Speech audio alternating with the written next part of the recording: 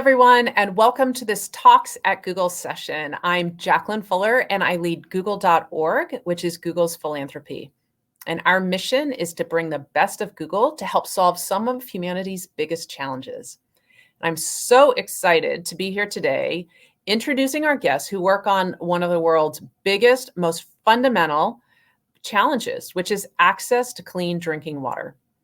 Their organization, water.org, does this brilliantly, and we are going to hear from them all about the work they do, why they do it, how they do it. I think you're going to be informed and inspired. And if you want to donate as you're listening today to water.org, there's a donate button where you can do that, and 100% of the donations will go to water.org. So let me introduce our guests. Gary White is co-founder and CEO of water.org and Water Equity. He has been doing this work for decades.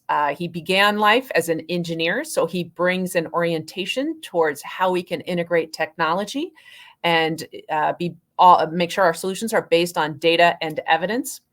And he has helped pioneer a new approach that is both scalable and sustainable to clean water. Our second guest is Matt Damon. You might know him from his work in films, but he's here today as the co-founder of water.org and Water Equity. So Matt originally came to this issue in early 2006. He has been learning about this issue and raising awareness globally for many decades. And so in addition to the Matt Damon we know as actor, producer, screenwriter, it is his daily, weekly work on this issue that has helped really bring to scale the solutions that water.org has come to. So super excited to have both of you here today to talk about your experiences. And they've also come out with a book, which I have to say, this book, The Worth of Water, Our Story Chasing Solutions to the World's Greatest Challenge, is fascinating and so interesting and so inspiring. I have read a lot of books around development issues, and I have to say, this is one of my favorites. I could not put it down. I was reading it on the BART during my commute. It is so, so good. You will learn not only about the topic of water, but how you can help, how you can get involved, and why this is really a solution that we can implement. We can solve the water challenge in our lifetime. So super inspiring. So thanks to both of you for joining. We are so honored and excited to have you. All right, there they are, the partners in crime. I love it. You guys talk so much about the importance of partnership, and I think the two of you are an excellent example of that. So welcome. Thanks. Thank you, Jacqueline. Thanks for having us. Great to see you here. Gary and I have known each other for many, many moons, and we travel in some of the same circles. And Gary is one of my favorite people, just so honored to have him here today and be able to lift up his work. And the whole goal here is to hear from you all about this issue that is so fundamental to all of us, but as you say, can be so invisible to us. And let me just start by saying The Worth of Water, excellent book written by these two. So we're going to talk about it a lot today. I so strongly recommend this book. In fact, I've read a lot on these topics. I used to work at the Gates Foundation, federal government, 15 years at Google.org. I've read a lot of books about humanitarian challenges, I have to say. This one kept me riveted, could not put it down, was reading it on the BART, on the subway, on the way to work. It is fascinating. It is not dry. It is full, chock full of both evidence, data, but also just really moving human stories, and will help us all to understand not just more about the issue of water, but super important lessons about how we should all really approach these issues if we really care about making a difference and want to enter in humbly, how to do that. So you can buy the book at bookstores. There's also an audiobook version. So we will come back to that. But let's start just from the beginning, the topic of water. So there are so many issues that we can and should care about: climate change, women's equity, racial equity, poverty, absolute poverty. Why don't you just start by telling us maybe, Matt, let's start with you. Why the topic of water? Well, great question. I just was shocked as I started to learn about it, just how enormous it was, how exceedingly complex, but also how it really undergirded all these other issues of extreme poverty. And nobody was talking about it. And I think because it's so hard to relate to for people who grew up like I did with an abundance of water. I mean, there's clean water in my kitchen sink, my bathroom sink, and the water in our toilets is cleaner than the water that 770 million people on this planet have access to. So it's really hard to relate to, with a lot of these other issues of extreme poverty. When I went on one of these trips and visited, it's like, they start to talk about AIDS. Well, yeah, we all know people who've had AIDS, and we all know, all the issues. We can find a way in a little easier, but with water, it's just it's really hard to relate to. So that's kind of the first hurdle we have to clear, is just trying to explain the enormity of the issue and this idea that a million people are dying every year totally senselessly because totally preventable disease, about with diarrhea, which might keep my kid out of school for a day. The solution to which is just hydration, is a potentially life-threatening event somewhere else in the world, and that's really unnecessary, and that there are these solutions. We really wanted to write the book because to talk about some of the solutions and our optimism about solving this crisis in our lifetime, which is the mission statement of water.org, is to solve the crisis in our lifetime. Gary, how about for you? I mean, you were trained as an engineer, you were focused on doing good in the world, but why water? Mm-hmm. Well, I think, from a young age, was really kind of instilled in me through my parents, particularly my mom, Kathy White, service to others, and putting something back into the world, and I also was drawn to engineering, right? And so, like, when you look at like social justice and engineering, one of the places it's pretty easy to land, this was back in the 1980s actually, was water and sanitation. And that's when I, changed. I was in aerospace engineering, changed my major to civil and environmental engineering, and just kind of have been like trying to tackle this problem. And in a lot of the expected ways, when you're an engineer, you think it's about drilling wells and just got to go out and drill a lot more wells. But this is kind of one of the roadblocks that you run into. You realize pretty early on that there's never going to be enough charity in the world to solve this crisis. It's $1 trillion problem, and I think that's what our book is about. It's like relating these stories of running into barriers like that, and then finding workarounds. So that at about the same time, discovering through the people that we meet, and it's really their story that we're relating as well. When I met a woman in India who was paying a loan shark 125% interest so she could build a toilet. Or when I was doing my thesis research, when I discovered people paying 25% of their income to get water each day, and knowing that there's much more efficient ways to do that, and getting them access to capital actually is one of those critical things. A small, affordable loan that allows them to get the solution that they want and that they view as being best for them.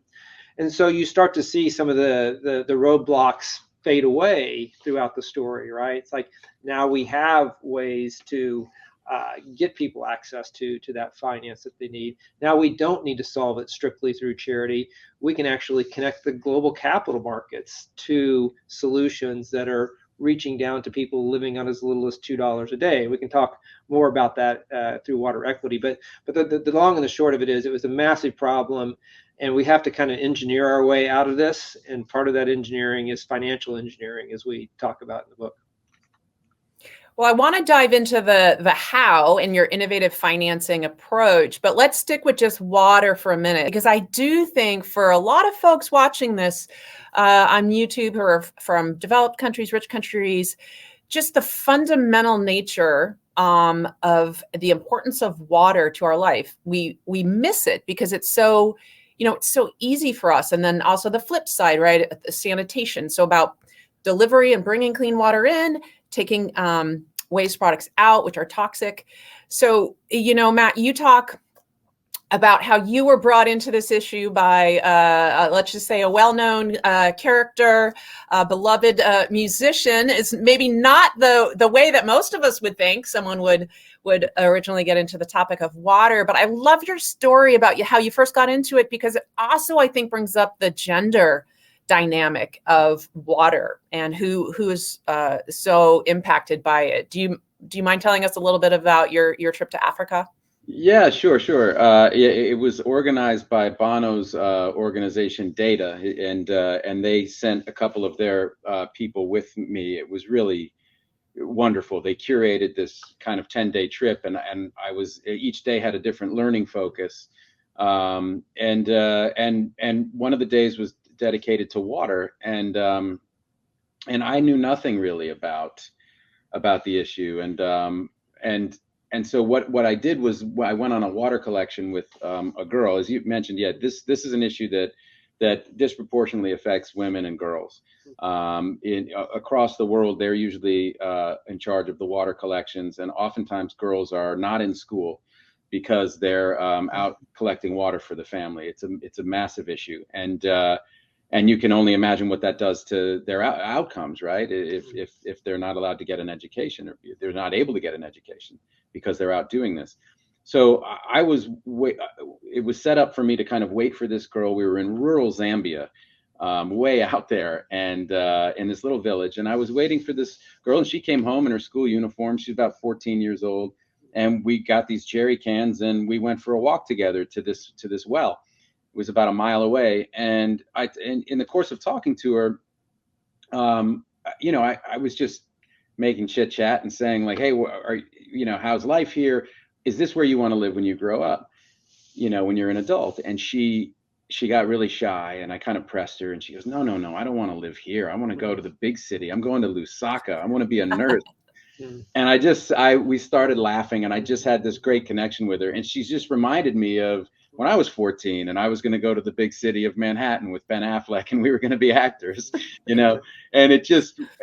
that's what 14-year-olds should be doing. They should be dreaming about, the life ahead of them. And at any rate, it was this lovely connection that I had with this kid. And as I was driving away, I had this epiphany that had it not been for someone having the foresight to sink a bore well a mile from her house, I wouldn't have been waiting for her to come home from school.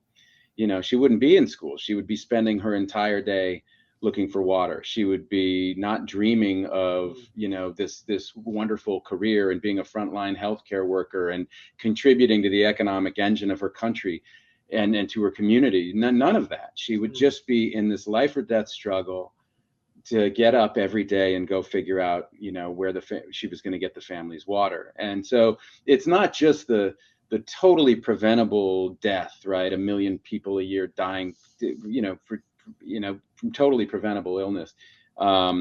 It's more pernicious than that. It's more far-reaching, and the damage is really incalculable.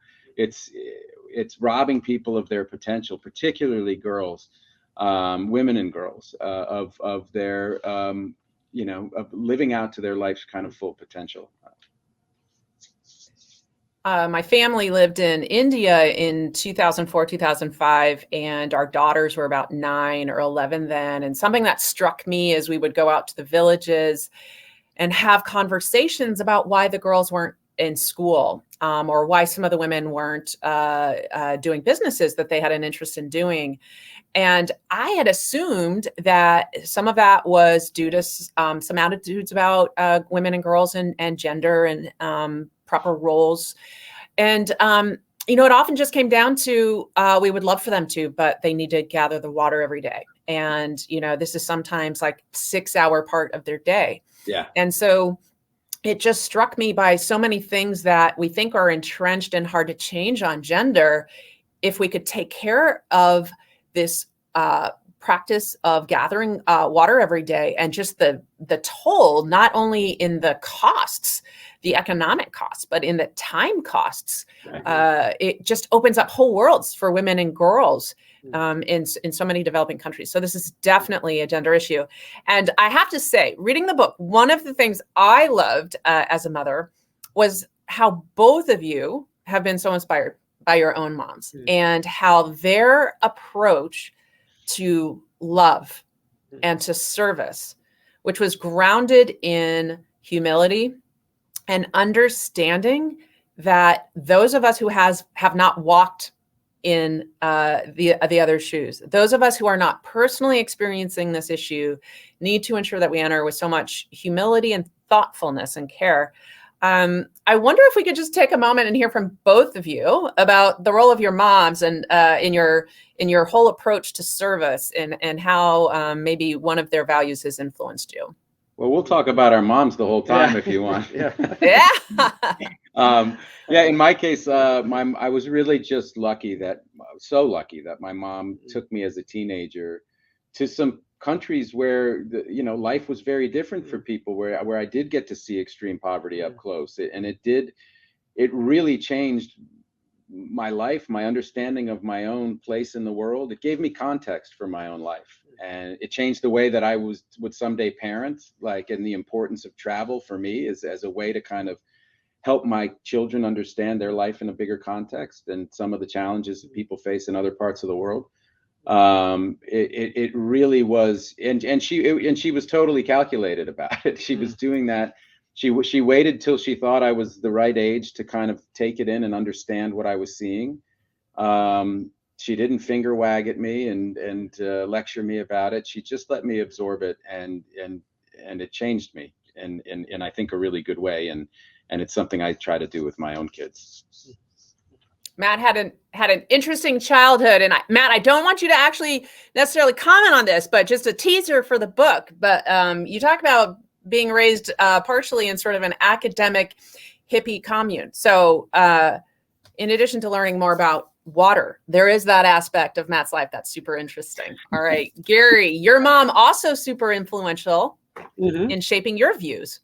Yeah, for sure. I think, she never had the opportunity to travel globally and see things around the world, but she saw poverty, in our own town, where I grew up in Kansas City, and would respond to that. I know during, when we had lots of Vietnamese refugees coming here in the 70s, she was one of the ones who in our community was helping, support for them. So lots of examples of kind of living your life for others, I think, is even, whether it's the people in the community or her own family or whoever. And I think that example, I think it's, there's this expression, unless a life is lived for others, it's not really worth living.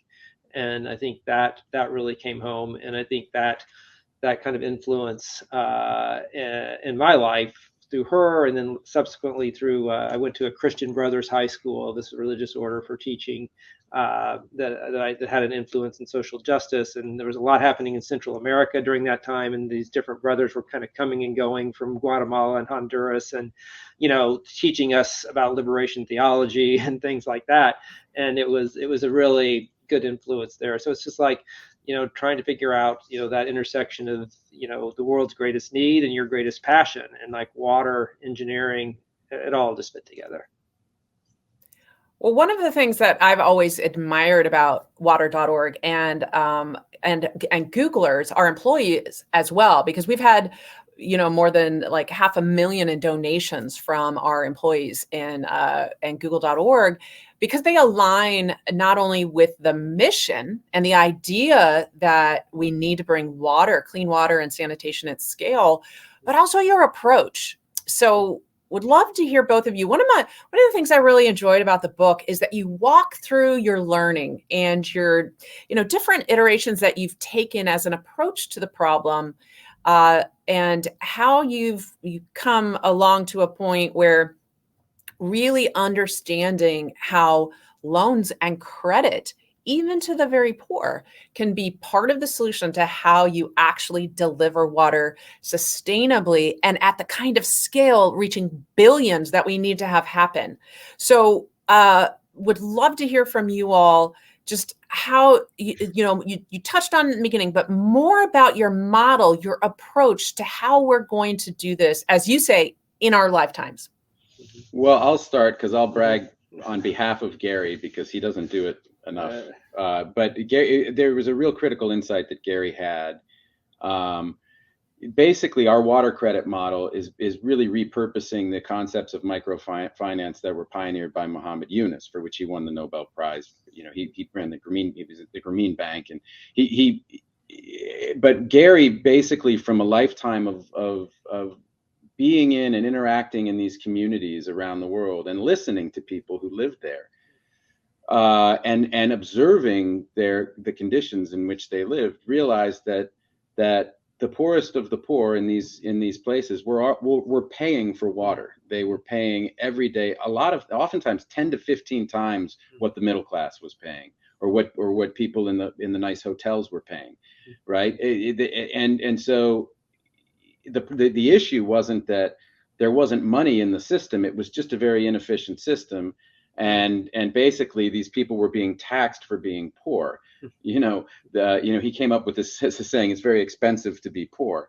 What they needed was enough savings to connect to an existing utility, right? So or to find whichever solution, maybe a rain harvesting system, whatever solution worked for them, but they didn't have the $200 or $300 saved in order to do that. Instead, they were paying a few dollars every day in and day out,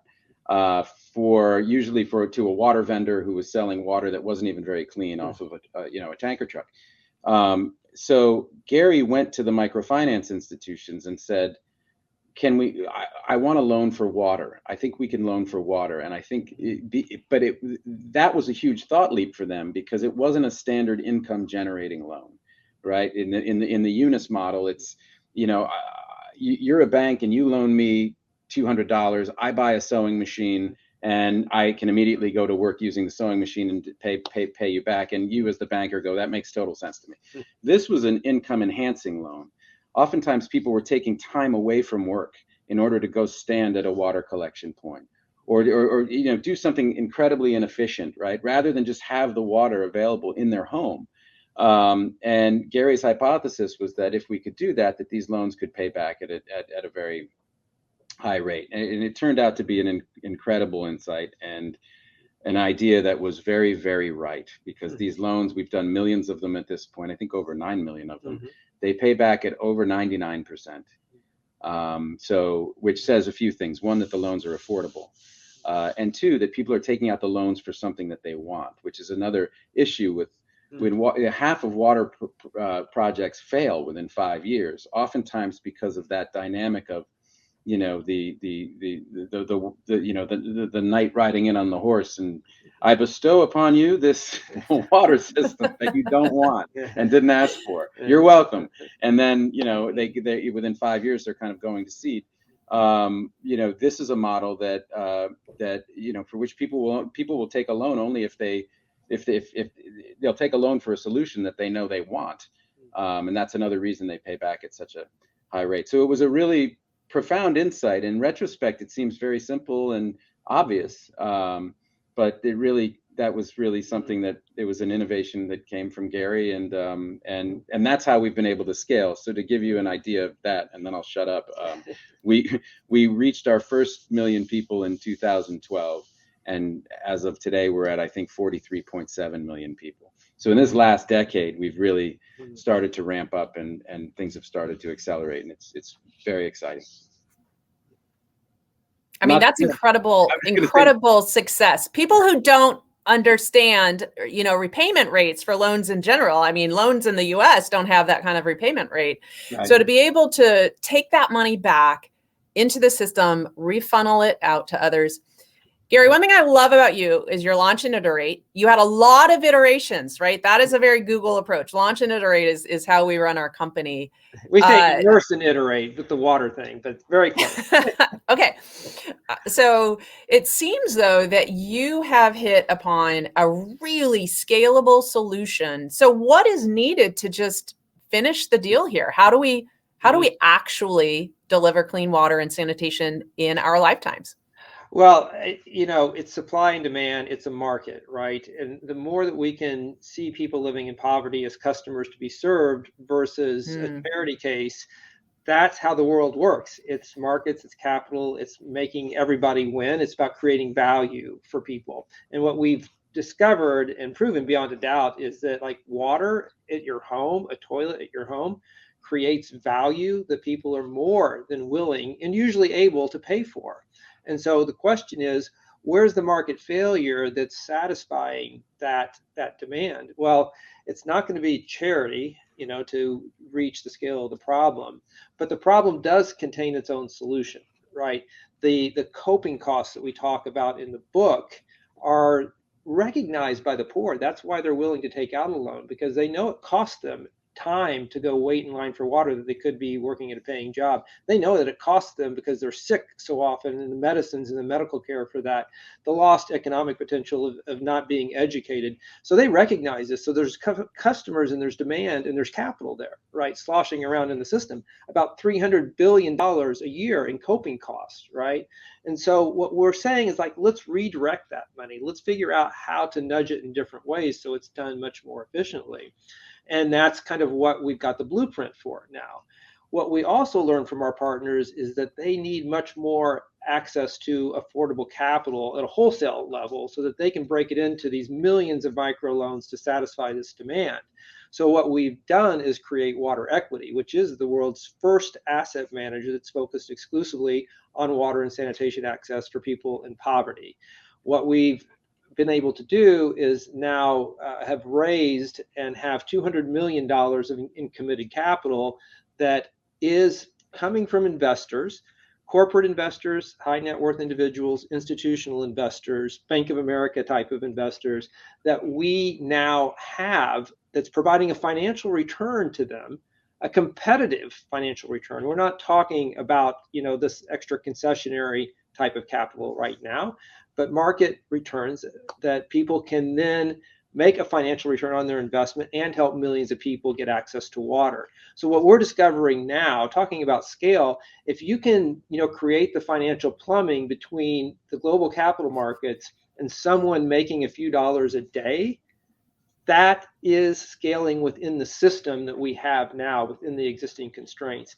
And now when we talk to corporate partners, it is a lot of times about philanthropy, but we're talking to the treasury functions of several Fortune 100 companies right now, because they see this as a positive way to, one, make a financial return on money, the cash that they're sitting on, and they see it as a way to bolster their ESG. And we operate in a lot of the same markets around the world that they do, where they need to ensure that they have that social license to operate, that they are taking good care with the water resources that they're sharing with local communities. So it's to me, the scale is just there waiting to happen, and we just need to attract much more of those investments and the philanthropy that we need to basically get the right people hired, get the right technical assistance done to then create this pipeline of investable deals to connect to the capital market. So that's where we're at right now. So break it down for folks who are listening. I love that you have segmented the market, both in terms of those who are contributing or investing, as well as those who you serve. Because as you're saying, there are some parts of the market that you're serving where really the loans are perhaps untenable, but you have segmented the market out where there's definitely a sustainable market there. So just break it down for folks who might be listening today on this video. So how can they help? How can the average person on the street, soccer mom, me, how can we help?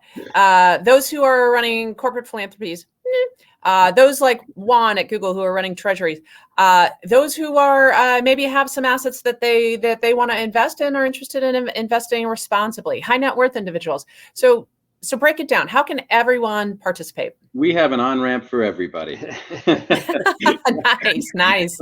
But starting with the soccer moms and dads, buying the book. Gary and I are both donating our author's proceeds back to water.org. And I think we should mention, I don't think we've said that.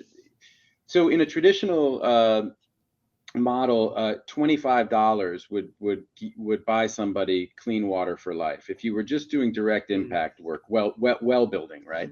But with our model, because it's been so successful and because the loans pay back at such a high rate, every time that the money goes back out and a new loan cycle begins, the cost of philanthropic capital per person reached just goes down and down and down. So we started at more like $35 or $40 per person reached, and now we're at $5.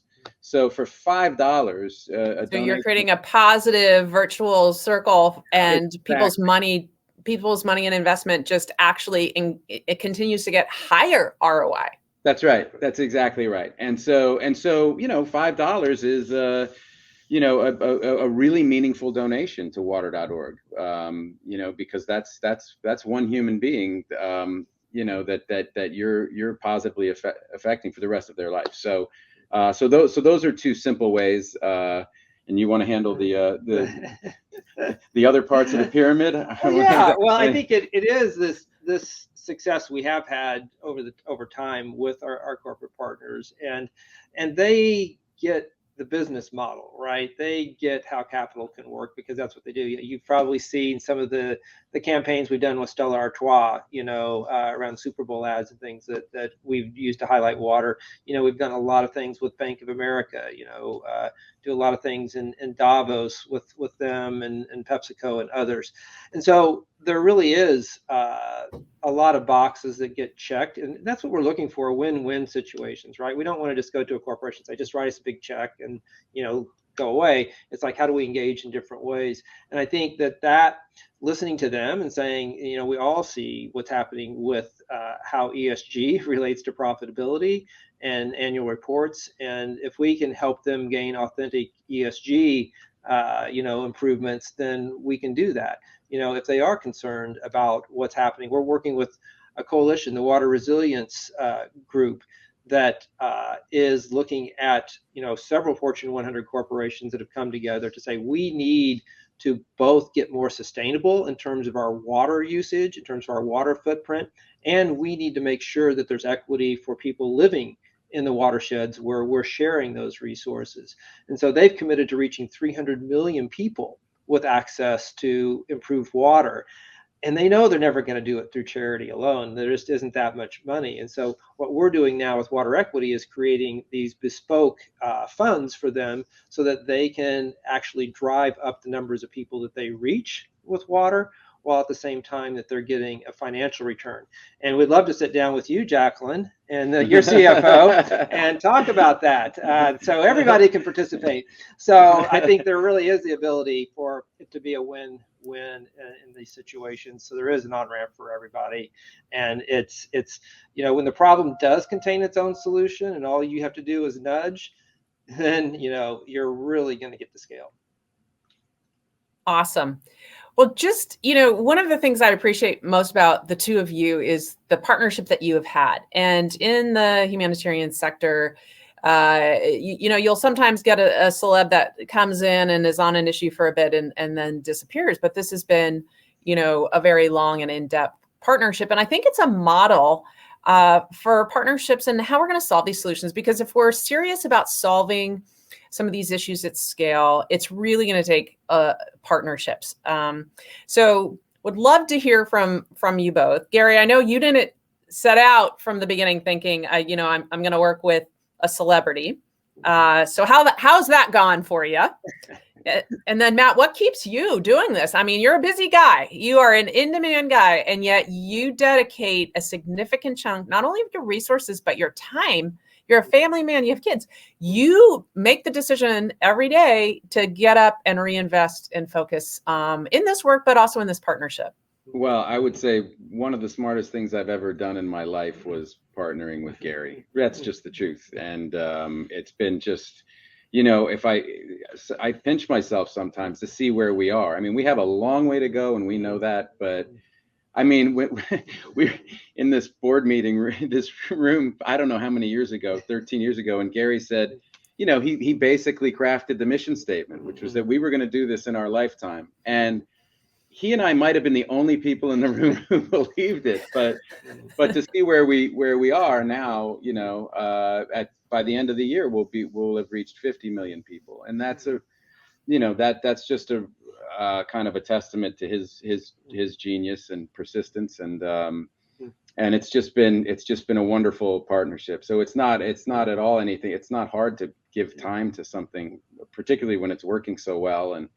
and my life is very, I've got my day job, and I've got, my family, and I've got water.org, and that's a really wonderful and full life. And we always, we were talking yesterday about, we're always trying to keep a balance of, how's everything go. We check in with each other a lot, and we have open lines of communication, and it just works. Yeah, I think from my perspective, no, I didn't envision kind of teaming up with a celebrity, but certainly welcomed it, especially after I met Matt and saw how serious he was about it. And that our philosophies aligned from the outset, and it didn't take too long to recognize. Matt had created a great organization too, H2O Africa. Didn't take us long to recognize we should put these organizations together, and you draw. Matt was a celebrity and still is, but what he is now also is literally, as you can tell from today, he's one of the world's water experts, because he has had this singular focus about this. He has remained committed to it.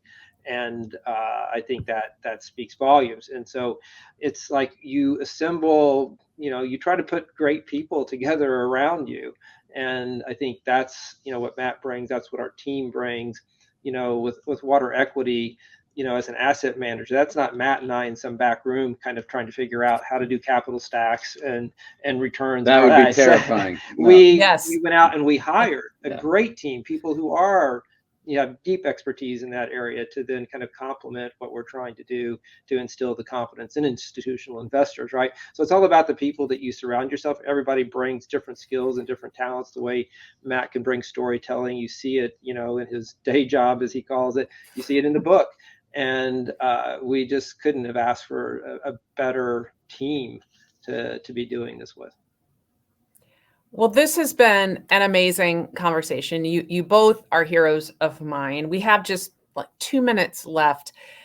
A word of inspiration for all of us listening in. It's been a tough few years.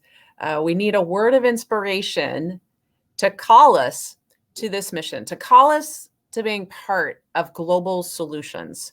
So what do you have for us in closing? I think if we could leave you with anything, or everyone over at Google with anything, it would just be that these ideas really work. Like for me, the most gratifying thing about all of this is that we're talking about the poorest women on the planet, and the idea that they're paying these loans back at over 99%, one after another. It's like it's millions of individual acts of heroism, and it's so beautiful to me. And it's something that's really I'm just feel lucky to bear witness to. But it's about people claiming their own agency in a world that has really tried to put its boot on their neck, and they're not having it. And that to me is incredibly uplifting. And if you see somebody able to kind of push through those headwinds and take control of their own life, it's like, that, how can I not get out of bed in the morning? I think for me, it is the inspiration that I get is along the same lines as Matt. In fact, I had a whole different answer to this question until I heard you saying that about the people that we served. And what comes to mind for me is one woman who I met in Uganda.